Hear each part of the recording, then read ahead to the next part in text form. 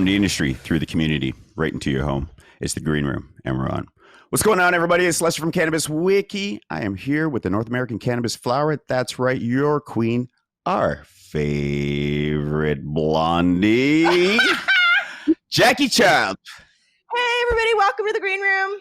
Welcome. Hope you're washing your hands and staying home and safe and listening to podcasts like ours on Wiki. Nice.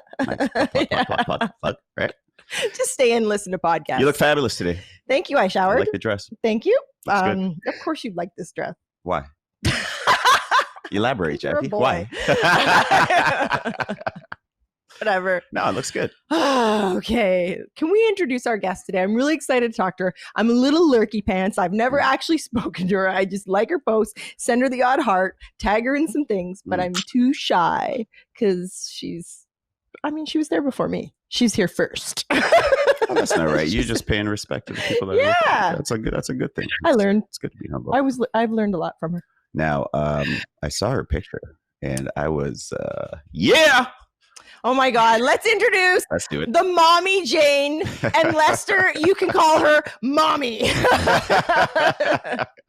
She's an advocate, an activist, a blogger, and has a large social following within the cannabis space. You can check her out on Instagram and Twitter and Facebook, and she's everywhere and her blog, The Mommy Jane. Hello, welcome. Hello. Hi, everyone. Lester, you can call me whatever you want. Oh, God. Doing great. All right, I'll just... Stop teeping. You guys talk. I'm going in. I put it in the wrong end. No. There's no wrong end. I'm loving this woman even more now. It's COVID. I think everybody's been shut in. We're not getting all the human connection that we need. People are on fire. Yes. Yeah, for sure. So we have Mommy Jane in the house today, which is excellent. Why don't you tell us a little bit about yourself, lady? What's going on? What's popping? Hi, everyone. As they mentioned, I am known as the Mommy Jane on Instagram. I am a mother of two beautiful young ladies. We reside in Northern California. I just left Southern California, where I was doing my best to break the stigma with mothers and cannabis consumption. I successfully lost 100 pounds after I made the conscious choice to get off my prescription drug use and alcohol abuse and kind of just do like a whole lifestyle change. Like a lot of us have seen, I found the gateway to wellness through cannabis. And so I became a big advocate. And as my friends call, the spokesperson for cannabis. So, I'm just a really big mother advocate, human advocate. I feel like we need, all the rights we can get right now, and including our choice to use plant medicine. So I've been doing this for about 3 years now. I've had incredible success so far, considering we can't advertise on Instagram. Well, most of us can't.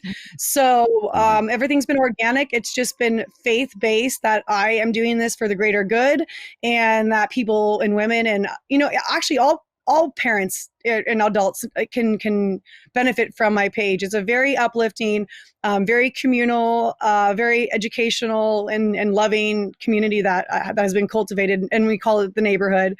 And I'm just really lucky. I get to share a lot of brands that I love and get to share a lot of people that I love and a lot of wellness tactics that I've discovered over the years that I feel like would benefit others. So it's just this hodgepodge of like, I guess if I had like a Pinterest page, it's on Instagram, it's like all the things that I've gathered throughout the years that I love is in video form and, or photo form. And I'm just so grateful for the platform. Excellent. Yeah. That social media platform. Have you ever had a post taken down or lost anything? The page, the platforms that we're grateful for Christ's sakes. Have you like, oh my God, getting taken away. Wow. But yeah, I've been shadow banned for a number of months. I've had posts taken down. I've been threatened. I was just thinking the other day, I'm like, wow, it's been a long time since I've had a post taken down. So not to jinx myself today. Knock on wood. Oh my God. Yeah, knock on wood. But I don't know. Maybe people are just letting me do my thing. I feel like a lot of the times that I did get the backlash was due to, I feel like, a reported occurrence. Like I feel like some intel was being given, like, oh, you should check out this post, because it'd be like posts from so long ago. I feel like I just pissed off the wrong woman that day, and there you go, So That's it. I feel like it's usually someone reports something, but it's shadow banning and everything. We were Lester and I I were don't feel just like sort of talking Instagram's looking about at that. me trying to find it. Yeah. So you also have your blog. You have the Mommy Jane blog. Do you still? Yeah, You write on that. You I write on it. I There's try a to lot write of it weekly. Yeah, I try to keep about a diverse content. I try and talk about kind of what's concurrently going on in my life, or something that I've noticed within my friends or my group of people that I follow that I feel like an issue could be brought up to benefit others. And so that's kind of how I really address the topics on my blog. For years, my friends told me to write. I was in the school newspaper as a writer, and so I do love writing. It's just one of those things where I feel like another blogger, So I Mm.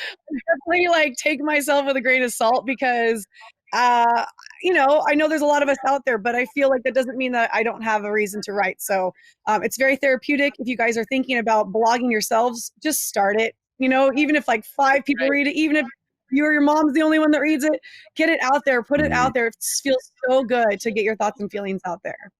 Is COVID helping or hindering the writing? I would say actually helping because I feel like I have more time to set aside for that because I'm not, gallivanting around town to all these events and stuff. As much as I loved it, it was a lot of driving. And so it's nice to be at home and be able to just sit and write early in the morning before the kids wake up and have that release. I do it Sunday morning so that I can get it out on Monday. And it's just the time that I love where it's like I kind of reflect on the week that's happening. Sometimes it's current with, events that are happening outside of our industry, and how I can tie that into our life and how we can all benefit from that. So it's just really important for me to like show other sides of myself than just like, hey, check out the CBD product, which is great. But, we all have facets that all need to be shared. I know. I'm like, oh God, here you go. Yeah, this oil's awesome. And the bottle cute. And no, definitely. Well, no, seriously, because there's a lot of people that have gone from pain meds, pharma pain meds, and have found cannabis to guide their path.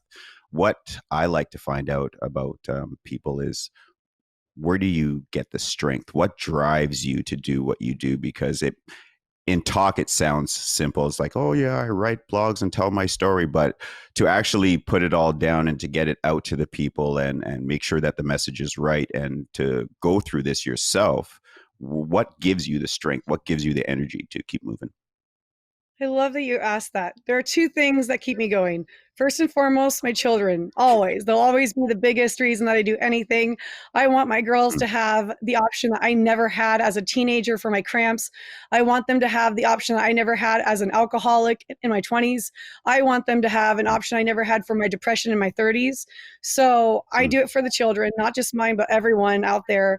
And I hope and dream and pray for a future that is all green and, we're all sustainably growing as best as we can with cannabis and bringing the economy back up with this plant.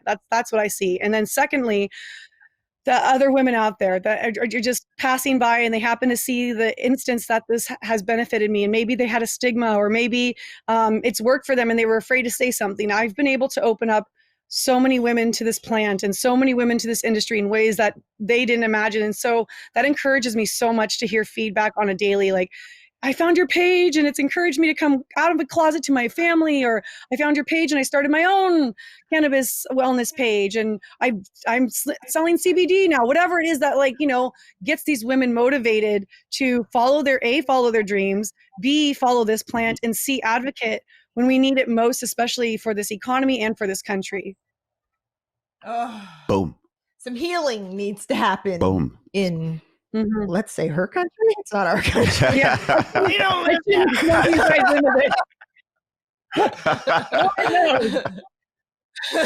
No offense. Thank you for joining us. No, but it's a message for people. People, period. Yeah, right? there's some definite healing needs to happen worldwide. So what big things or what did you have planned pre-COVID that COVID has changed? Were you supposed to be in Barcelona? Were you supposed to be in Vegas? What were before the world shut down, what were you supposed to do? That's a really good question. No one's asked me that yet, and I don't even think I've disclosed it. I was supposed to go to Colorado, which I'm kind of bummed because I was really looking forward to it. My dad was born in Denver. I have a lot of friends and family that live there, and it's kind of the birthplace of the industry in a fun little way, in its own respect. I'm from California, and I can definitely admit that. So I also was going to do this really big festival with two of my good friends, Tara Bird and Cannabis Coach. We were going to do an inner child festival, and it was going to be these booths where parents could play with their kids and adults could do things that they never got to do as a child because we had to grow up so fast and we were forced to do all these, adult things at a young age. I was a latchkey kid. I know many of my neighbors and friends were latchkey children, and we were all just kind of left alone for a number of years and just had to really, cook for ourselves and defend for ourselves, and how that's influenced us as parents and how that's influenced as adults. And so there would be workshops throughout the day that the adults could go to, workshops they can go with the kids so that parents and kids could understand each other better, communicate with each other better.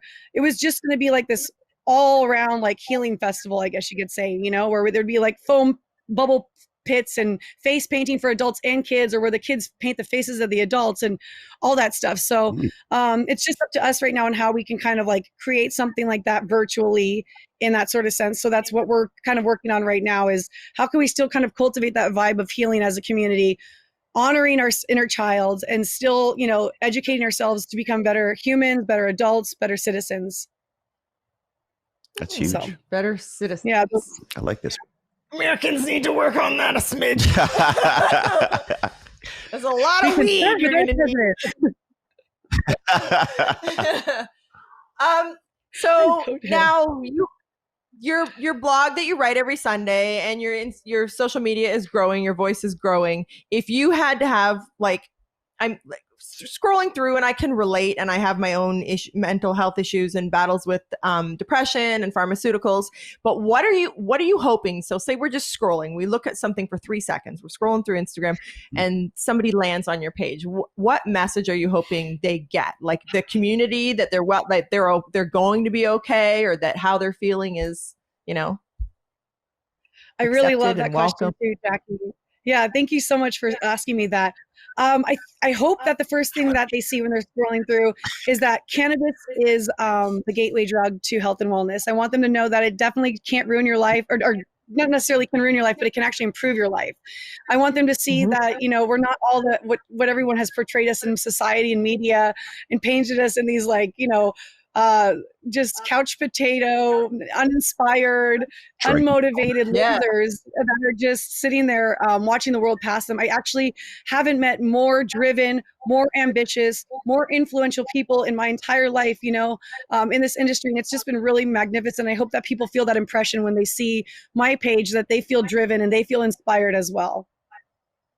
And do some of the micro influencers within the space, or people that are just starting out, do they reach out to you? They slide in and say thank you, and what is your best tip or your best advice? I love that. I love it. I get it all the time, and I really like it that I've inspired them to do something, right? Yeah. To have a voice, to share your stories, and to create a community. Yeah, I was telling Kira Faye this morning, she is the creator of Cannabis and Parenthood. And I was saying, can you believe we did this and we didn't even realize we were going to create a community that was going to create a community within a community? Like, these women are so special to both of us, and we share a lot of similar followers. And so it's just really magnificent seeing the response behind the scenes, like you were saying, that we get on a daily. I don't think people realize we get a lot of DMs. It's a very chatty community. It's a very talkative community. And everybody wants to talk. And I think that's really special too. So it's just important, if you guys are considering and you're listening right now about, starting your pages, I don't even showcase half the people that are talking to me daily and being inspired to do what they've always wanted to do or always thought that they should do. And it just takes that one nudge to be like, wait, I can do this too. Why not me? And I love that about this industry and about social media, is you can take a look at someone's page and go, wait, I can be doing this too. Let's do this. That's what I think, is TikTok became so popular, is people saw the ease of it. And I can talk for 15 seconds, or I can mouth something, or I can learn a dance. Right. It's just like, people want to be shown that it's not as hard as it looks. It really is. Do takes a lot of. Do you have TikTok? No, I have started a page like 6 months ago, and I just never did anything with it. It's just there. It exists. That's it. I can't post. I post some pictures of some weed, me in a garden, and I got like 24 hours later, I'm banned. But I watch them. I'm addicted to the videos. I'm addicted to that Africano dance or whatever, you know, when you put your head up. I can't stop. I'm not doing it now. Oh my God, we're all getting closer to TikTok. The videos are awesome. They're pretty addicting. Like they're pretty fun. I like them. Yeah, and families all enjoy it too. Yes, and I do like the political aspects that they're using it now for the benefit of showing the truth, since our media is obviously not going to show us everything. I do love that people are brave enough to pull out their phones and take the images that we need to know about so that we're not being lied to. I mean, any more than we already are, at least. We already know we're living in some weird sci-fi thing, but you know, it's just, I'm grateful for those brave souls that are finding their own advocacy through social media beyond Instagram. And I'm just so grateful for it all. And beyond the cannabis space. I mean, there's a whole movement in the world right now, an entire shift that we're actually, because of stupid social media, we're getting to see a lot of it and be part, and our eyes are wide freaking open now for the first time in a lot of people's lives. So that being said, what roadblocks are in front of you that you would like to put on the table? Oh my gosh, the roadblocks. It breaks my heart. Look at his face. It's like, yeah, good question there. What the heck, Lester? All right, Jess, as you can see, we are we're battling for your attention here at the green room table. Can you just please say, Lester, that's a fabulous question. Oh, I can't wait to follow you on Instagram. You must have Lester, so many great I'm already questions. following you right now. It's happening. Perfect. As soon as I get off this, man. All right, I'm blushing. He did. He went Real red. shit. I am inside, but I will do the exact same. I will send you a DM when we're off, because I like when people actually care about people. The plant is the medium between connecting everybody. So when you can put out that kind of message and have everybody engage, just to even hear thoughts, some may not be the same thoughts as mine, but the fact that myself and somebody different are sitting at the same table having a discussion, that's huge. That's huge. So I love what you do. Thank you. Well, Thank you guys guys. have love fest. Can you tell us about the hate you get? I just want to make sure it's not just me. Oh my gosh. You know, I've been pretty lucky for the most part. I definitely feel the energy when there's people that I meet in the industry just don't like me from the start, and that's just fine. I know I'm loud and boisterous. I know I'm not everyone's cup of tea. I know not everyone can handle spice, and that is okay. So that's like one of the things I noticed as far as backlash. I've been really blessed in my space that I've had minimal bullying. More of the bullying came from my family members, my toxic family members that I've tried to block, and it's just difficult because it's social media and they can always change their name and whatever. But I've been really lucky so far. A lot of people are very supportive, and if someone even tries to like do a snide remark or try and twist my words, there's like everyone jumps on like, she's not even like that, back off. And so I have a great neighborhood that really protects me, I guess you could say, for lack of better words. But I don't know. If there are people that hate me, it's just behind the scenes, I guess you could say, and that's where they should be, behind me. So how old were you roughly? How old were you roughly when you came to the cannabis? When you found the plant, when you started consuming yourself, when you were using cannabis? Okay. Was it in your 30s or much younger? Okay. Once it got introduced in my when I was 13, but like, how often is a 13-year-old going to get cannabis after that? You know what I mean? So I had like my first introduction, and it was marvelous and wonderful. And then like started to find it again, like 17 through 19. And then I moved to Southern California, which meant I lost my connections, which meant I went without. So I would self-medicate with cigarettes and alcohol and all these other things instead. And oh my God, what a terrible, it's like, how sad is that I was like on this healthy road, and because I moved and because it wasn't legal then, I looked to other things that were, and gross. But it is what it is, and it taught me, you know, the value of my health, and it taught me the value of this plant, and it's actually a lot, you know, got me to start this page to begin with is I wanted there to be options for people. I want people to know that these products really benefit in ways that we could never imagine. I'm doing a week right now of hemp, and it's everything that hemp's in, and hemp's in like deodorant, and hemp's in like heel cream, and it's in so many things these days. And I think I want everybody to know that it's not as taboo as it used to be, and we need to just bring the conversation to the table more. Love it. Love it. Love it. Yeah, it's well said. So it is true. Lots of products, lots of brands, lots of whatever. Do you have a favorite? Do you have people that you're working with or people that you really love to promote and you love working with? Like, is there something that you're really celebrating within the space? You guys, if you follow me, anyone that's listening, you know I'm a huge fan of Statch Logics. That's a brand that keeps cannabis safe away from your eyes and hands of your children. They're wonderful. It's all coated so that, and they're cute. They go from all sizes. A tiny little, cute little stash to just put in your pocket to like a big messenger bag where you can fit your laptop and your notebooks and your phone and even your lunch if you really get creative. And so they've really thought about the modern user. They've really thought about the parents that, work and play, so to speak, and adults that just want to keep it discreet. They just want to not have to showcase, hey, look at this Ziploc bag. They're small and I really enjoy them. As much, hey, I was a Ziploc bag girl for decades, so I'm not knocking it, but it's just better to have it smell proof and easy to clean and lockable and all that great stuff. So I do love them. I'm also super freaking excited because I was just about to start a cannabis grow, and I had the Bud Club reach out to me, and we are going to be working together and showcasing my grow from seed to strain. And I'm just so freaking excited to show the process and get to work with them. And it's a very easy to, it's the kit that's created for people that are like intimidated to grow, which was me. I was like, oh my God, so much pressure. Everyone's gonna expect you to have these big fucking colas and all these, stems. And it's just like, I'm just a mom, okay? How old are your kids? Are they young? They're 6 and 12. They're gonna help. I'm gonna have them help. Oh, 6 and 12. So you've been homeschooling the last couple months? We've been homeschooling. To my surprise, we've been very successful. I know a lot of people are struggling. My youngest loved being homeschooled because she had so much anxiety of being on the bus. She doesn't like loud noises like her mom. And so the bus was very loud and noisy, and it made her very anxious every day. And every day she'd ask, do I have to go on the bus? Can you pick me up instead? Can you? It's like, it was just like this battle all the time. And it took such a huge load off of her anxiety on a day-to-day that she was just like, I'll learn anything. Like, whatever you want to teach me right now. I'm home with mom and dad. Like, this is awesome.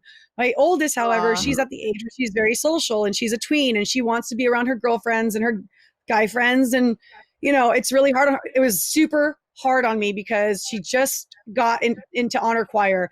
We had gotten picked out of a lottery to go to the Grammy Museum. Because some of the kids could have like chaperones, and I was one of the chaperones that got picked. I never got a chance to go because of COVID.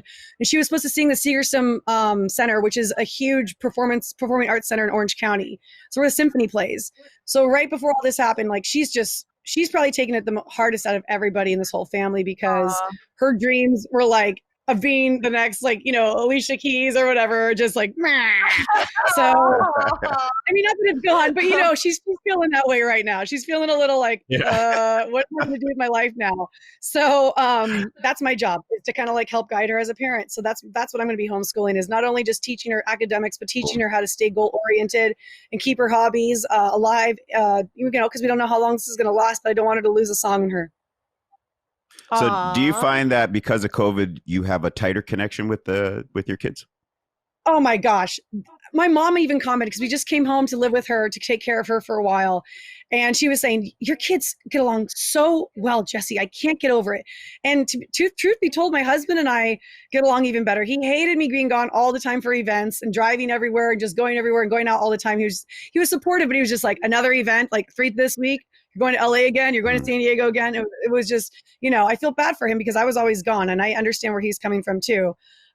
So we had nothing to really have spats about. It was just, I was always home and we were just cooking together, and he started learning how to cook, and we were in an apartment, but we didn't struggle. There was never a day where I was like, oh, or my kids were like, we had each other. We did fun things. We did so many amazing things. Now we have the front and backyard of my mom's house, and I barely see them half the time, but this has been one of the best things to ever happen to our family. It's probably the worst things to happen to the world, but one of the best things to happen to my family.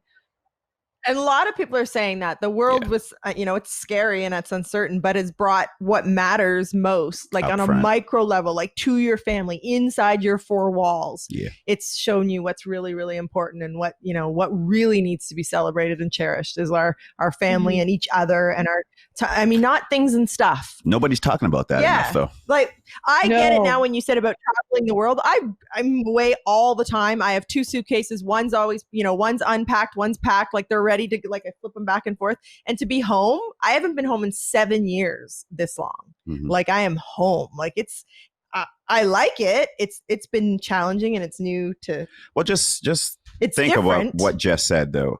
The school would never have identified your daughter's anxiety. Yeah. She would have continued to go to class every day. They would have probably thought that she was a bad child or a quiet child rather than that she's suffering from an anxiety from getting to school. Mm-hmm. Will you have the cannabis talk with your kids? Like at what age? When do you just address that? If they have anxiety and if they have, social anxiety and they're nervous or just things, when do you talk about cannabis with them as cannabis as medicine? I will disclose right now, I do give my kids CBD isolate. I give them Mother's Hemp. It's created by moms or by mom for moms pretty much to give their children. It's tasteless as far as I'm concerned. It's in coconut oil and it's just the isolate. So they're not getting any chance of any THC, but they're still getting the benefits. She adds other remedies in there to create more terpenes that mimic what a strain would have. So you're getting a lot of benefits of the plant without the THC. And I give, I didn't give it to her as often as I should. I mostly did it when she was like really having a bad day where she was like, wouldn't stop asking me. And I'm like, okay, we're going to give you some CBD because you got to like just chill, and we do breathing exercises and we do meditations and stuff, but I'm just not a big fan of the over the counter stuff. And if I can avoid giving that as often as possible, in the CVS and Rite Aid and all that stuff, then I will. But not knocking modern medicine. Just if I can use herbs before I use the other stuff, then I always will turn to that. And chamomile. We're big chamomile fans in the family too. Why? What's chamomile do? Chamomile I call tea. chamomile the poor man's cannabis. It has anti-inflammatory. I call it the poor man's cannabis. It has anti-inflammatory properties. It has, you can grow it yourself too. You can make tea out of it. You can smoke it. It also has anti-anxiety. Some people say it has cancer, antioxidants and, all that kind of stuff. So it's a lot more beneficial than we even realize. And I don't feel like there's enough research even done to a lot of these plants like lavender and everything else. We use lavender in my home too. We're really big on aromatherapy, apothecary and just taking care of our wellness before preventative care, I guess you could say, before it gets that bad. I don't want my kids to come to me like I've been depressed for a long time now. I want them to tell me the first day they have depression, not weeks or months down. I want to have that line of communication. So I always tell them when with everything I've been honest. And so I started to tell them about plant medicine at varying ages. I feel like every mom and dad know the best age for their child. For my oldest, she learned later on than when my youngest, who is a little bit more open, I think, to the idea and was going to be more receptive and everything and more just ready. You just know when they're asking the right questions and they're curious. I wasn't just like, hey, today, kids, we're going to talk about cannabis. It was just like, well, they're seeing me do this. I might as well explain it to them. So I showed them how it heals and I showed them YouTube videos on how it heals other children in this world so that they could see it in a relatable sense. And then I also explained that we don't take things we don't need to if we don't need to take them. Just like I wouldn't just take Benadryl if I didn't have allergies. So they know that they don't need to take it unless they need to take it. And they'll know to come to me when they're ready for that time too. See, these talks are huge because the information that's being passed, it will only be absorbed by an influential person such as the parent. Mm-hmm. Right. So to have these communications are huge. Lester, were you the sad kid on the bus? Nah, I never got to take the bus. I lived in walking distance. Me too. I know I was the bus kid. There was no bus ride for me, but I was sad all the way walking though. Yeah. So Jess, how's your partner? How's the husband on this? Where's oh his my narrative? Gosh. He's come a long way. Pardon? Sorry. I said we've come a long way. He still is like even just the other. Oh, I showed him the Forbes article yesterday, and all my family's like cheering, freaking out. And he's like, we need more research. I don't believe it. And I'm like, what the fuck? Are you kidding me? Like, Forbes isn't going to just post some bullshit. Jesus. So yeah, he's like always crying CBD, fake news, snake oil. Like but at night he goes and has some hemp himself. So it's like, okay, you can knock it all you want, but you're also trying it. So, but he also is very supportive because he takes a lot of my photos. Okay. Oh yeah. Do you have like who's your photographer? Who's your help for all your social media? Is it him, your husband? I do everything myself. He takes the photos, and I'm the one that does the art for it. If you would call it that. I am not a professional. I don't know what I'm doing, just like everybody else. I'm winging it. Everyone's like, you need an aesthetic. I'm like, my aesthetic is chaos, because that's what a mom's life is. Like, are you kidding me? I'm not like, quote, image, video. No, it's like, quote, image, video. Okay, it's like all over the place. Who cares? Plus, that's more relatable. That's your authentic. Like, a lot of people wonder how certain people can't get over 500 followers and other people have them into the thousands. Well, sometimes those are fake. They come off too curated or whatever, that, too edited, too composed, fake. Yeah. Like, that's why when I do throw up a total filtered picture and a what edited crap, I say, when someone goes, oh, you're so good, I'm like, this is edited as shit, girl. This doesn't look, like, this is not real. Yeah. Yeah. Like you have to. I think that's why I enjoy following you, and I like reading the stuff you post. And there's so much heavy shit going on in the world, and it's nice to be able to find someone in a different part of the world that's very relatable, going through the same things. I'm also a mom. I'm also, like, with this community that you've created, your neighborhood. The neighborhood, yeah. Your neighborhood. I like that. I really like that. No, it's a good vibe. It's a good vibe. Thank you. So what's new and? Oh, is that right? He told me I was like Mr. Rogers, and he said that my community was like the neighborhood. He's like, every day you're so positive. You're like my Mr. Rogers, and this is like the neighborhood. And so I started calling everyone that because of him, because of what he said about Mr. Rogers and the similarities that we apparently had. I think that's cool. I think it's really nice. So what's new and up and coming for you, Jess? Okay. What can we watch out right for? now? Well, I'm very excited, like I mentioned earlier, to do the Grow with Bud Club. I'm so excited. I'm a daughter of a gardener and a nursery owner, so no pressure, right? So I'm really excited to see how I can, if I have the green thumb that my dad apparently has had for a number of years. Though he won't be around, he lives elsewhere, so it's going to be just me doing it. So I'm very excited for that journey. I'm very excited because I am going to be still working with Tara Bird. Though we can't do the Inner Child Festival, we have a great education that we're going to create to fill the void that we're going to not have. All these kids are going to be at home learning pretty much. I'm pretty sure that's what's going to end up happening, is we're all going to end up going back down because California can't seem to get shit together. So then we're going to have to just stay in lockdown for the school year, in the beginning at least. And we want an education system to kind of like fill in that gap on those hours that the kids aren't at school or the parents are not at work. And so that's pretty much what we're at right now. And I'm working with her and a wonderful, brilliant woman named Joanne Dugan. And she is, she educated herself in family psychology. So she's just so brilliant and so smart. So I'm really, really excited I get to work with these women whom I've looked up to for a number of years. And the fact that they even want to work with me is like, oh my God, how did I get here? It's one of those moments, So super excited and really thrilled to kind of embark on a cannabis outlet. It's like, it's not exactly cannabis, but it's like cannabis led me there. So I'm really grateful. Beautiful. Cannabis led me to Lester. Me too. Yeah. She said me too. Cannabis led me to Lester too. Oh God. Anywho. Yes. Thanks for stopping by. Where can people find you online? Give us all your social media. Okay, you can find me at www.themommyjane.com or on Instagram, The Mommy Jane, Twitter, The Mommy Jane, and just look up The Mommy Jane. You'll find it. There's podcasts I've been on, articles. Go have some fun on Google and get to know me. We'll see you guys in the neighborhood. Yeah, that's so good. I'll see you in the neighborhood. Oh, I love that. It was really nice clothes. Great. Nice clothes. Thank you for coming on, Jess. It was fun. Good to meet you. We are very happy that you took the time to sit with us today. I just want to dive through that camera and just hang out. Well, you're more than welcome to come back. In the future, once our borders open up and things start to somewhat find some normalcy. You guys are smart. Right? Keep them shut. You're smart. You'll keep them shut. Oh my God. And that's the moment I could never run for politics. I love it.